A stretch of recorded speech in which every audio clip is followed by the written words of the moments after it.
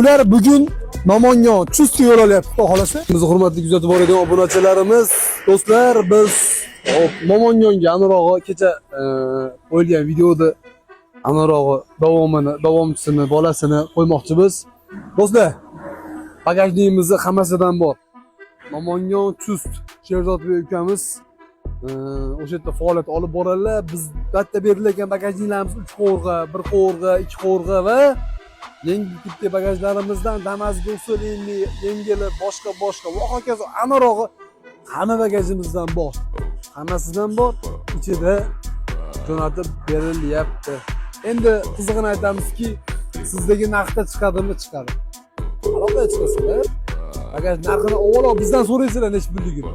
Va Sherzodbek ukamizga aloqa chiqasalarda qimmat aytib telefon qilasizlar, bizga shikoyat qilinglar, biz aytamiz ozroq berishamiz. Sababi biz atrofga filial qilib kengayib ochib bormoqdamiz. Qanaqa?